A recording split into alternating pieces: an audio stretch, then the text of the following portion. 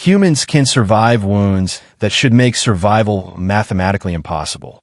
I learned this after watching one refuse to die. My name is Veyr-Kaal, first observer of the Karen Dominion. I had studied 43 intelligent species. I knew how creatures behaved under pressure. They fled. They surrendered. They begged. Then we reached Earth. The Dominion did not consider humans dangerous. That was our first mistake. Earth was marked as a low-value world. Its atmosphere was unstable by our standards. Its oceans were chemically aggressive. Its surface was crowded with predators, parasites, storms, and disease. The humans called it home. I thought this proved they were primitive. Primitive creatures confuse endurance with strength. So we tested them. Our fleet entered their system without warning.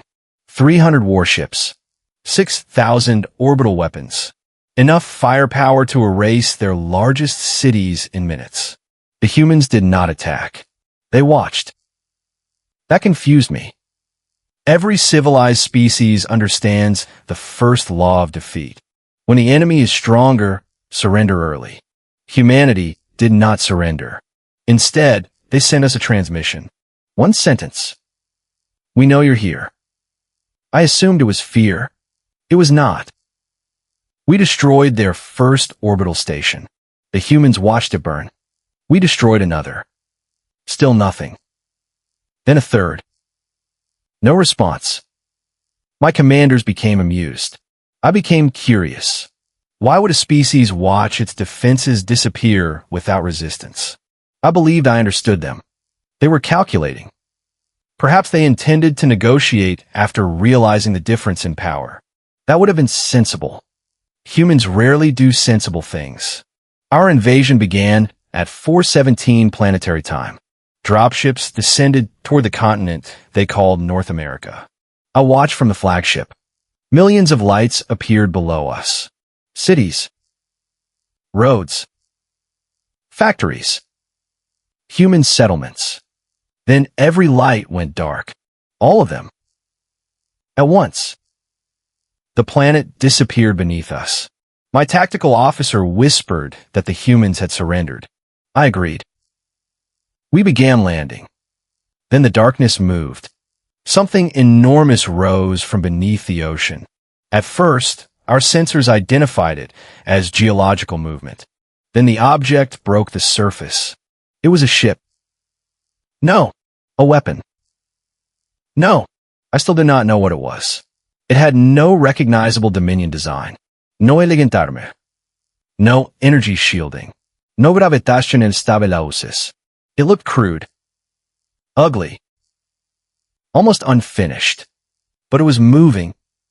Straight toward our fleet. My tactical officer laughed. The object had no chance. It accelerated.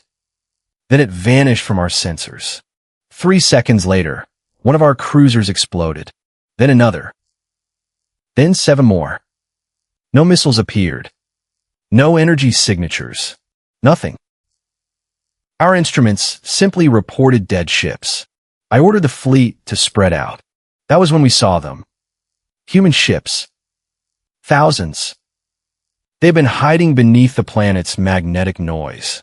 They were not beautiful. They were scarred. Asymmetrical. Covered in heat damage. Some were barely holding together. But they were everywhere. I stared at the tactical display. The human fleet had been there the entire time. They had allowed us to destroy their visible defenses. They had allowed us to believe they were helpless. I felt something unfamiliar. Not fear. Not yet. It was the beginning of confusion. Our weapons opened fire. Human ships died. Hundreds. Then thousands. But they kept advancing. One human vessel lost its entire forward section. It should have broken apart. Its remaining engines fired. It rammed one of our battleships. Both disappeared. Another human ship lost propulsion. Its crew detached the damaged section. Then they continued fighting from the remaining half. I could not understand it. A damaged creature should preserve itself. Humans appeared to do the opposite. They sacrificed themselves for objectives that had no biological value. I concluded they were irrational. That conclusion comforted me. Until we captured one. The human soldier was young. Too young. Her armor was cracked. Blood covered one side of her face. 3 limbs were injured.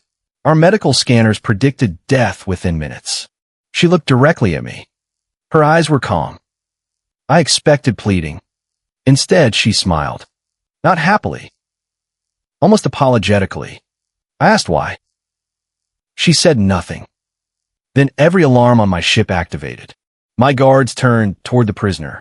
She laughed. That was when I understood the truth. She had not been captured. She had allowed herself to be captured.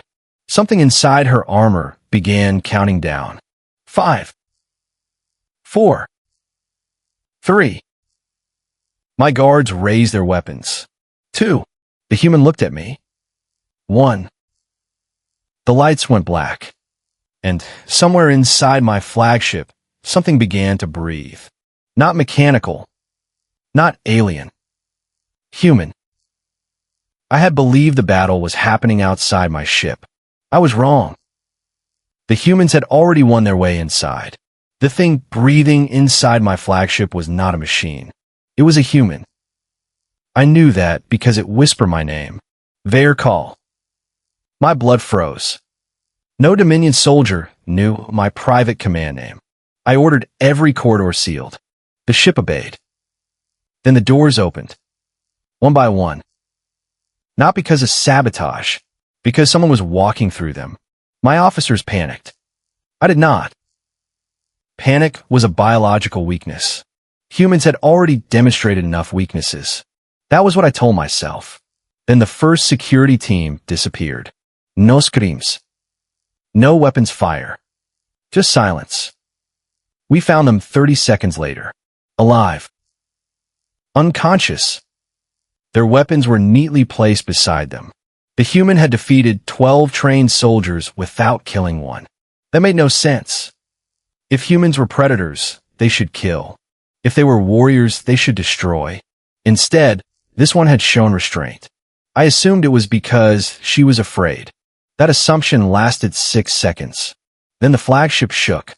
A human voice came through every speaker. You came for our world. Another explosion. You expected us to beg. Another. You mistook patience for weakness. I ordered the fleet to withdraw. The tactical officer stared at me. We had never retreated from a primitive world. I told him this was not retreat. It was strategic repositioning. He believed me. I did not. Our fleet began escaping Earth orbit. Then the human ships stopped attacking. They simply watched us leave. That terrified me more than the battle.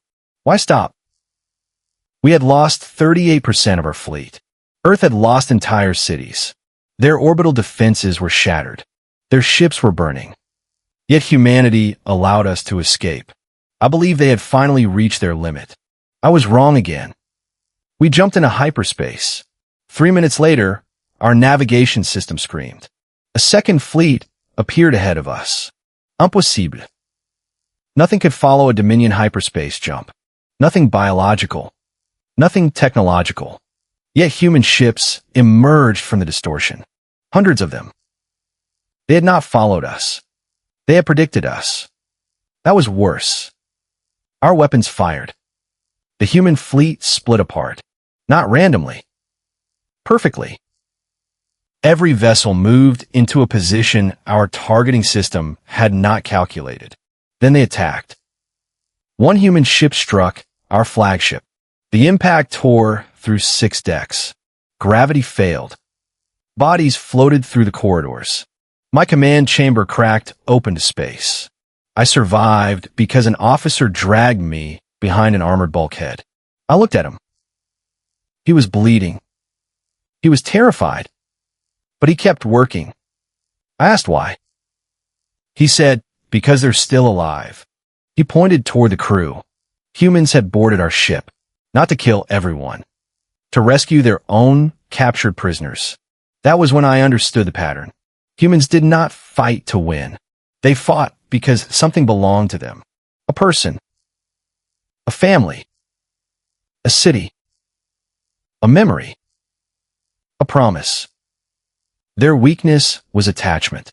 I believe we had finally discovered how to defeat them, destroy what they loved, break their attachments, make survival impossible.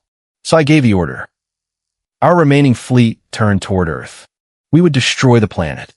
No cities, no armies, no humans, nothing. Silence filled the command chamber. Then something strange happened. The human ships stopped. Every single one. They stopped attacking. For several seconds, I believed I had won. Then every human vessel turned toward us. Not Earth. Us. Their engines ignited. Every ship. Every weapon. Every remaining reactor. My tactical officer stared at the display. They are charging. I asked what they intended to do. He whispered the answer. Everything. The human fleet accelerated. Our weapons destroyed them by the hundreds. Still they came. Our shields collapsed. Our armor failed. One by one, our battleships disappeared. But the humans kept advancing. Then I heard the same voice. The captured soldier. She was standing behind me. I turned. She was wounded. Exhausted. Almost dead. But she was smiling. You want to know what humans are? I said nothing. She looked toward Earth. Then back at me. We don't become dangerous when we're angry. Her eyes hardened. We become dangerous when there's nothing left to lose. The flagship shook violently. Our reactor entered critical failure. I expected the human to kill me. She did not. She walked past me, toward the escape pod. I followed. Outside the viewport, Earth remained, broken, burning, alive. Then I saw something that made no biological sense. Human ships were leaving the battlefield, not retreating, returning. Returning to Earth. Every surviving vessel, every damaged ship, every soldier. They were going home. Even the ones that could barely fly. I finally understood their hidden ability. It was not superior strength. It was not superior weapons. It was not intelligence. It was something far more dangerous. Humans could continue after everything had told them to stop. Their bodies could fail. Their cities could burn. Their fleets could disappear. Their hope could become statistically insignificant. And still, something inside them would say, again. I surrendered. Not because their weapons defeated me, because I finally understood the war. We had attacked humanity, expecting a species that valued survival above everything. Instead, we found a species that could sacrifice survival itself to protect what it loved. The Dominion abandoned Earth. No treaty was signed. No victory ceremony occurred. We simply left. Years later, our archives changed the classification of humanity. Not primitive. Not hostile. Not dangerous. Something worse. Do not provoke. I often return to that final battle in my memory. I remember the human soldier standing inside my dying flagship. I remember the blood on her face. I remember her calm eyes. And I remember the impossible thing I learned that day.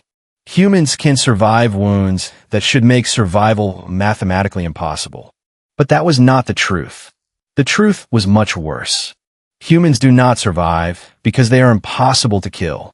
They survive because when the universe demands that they die, they simply refuse to agree.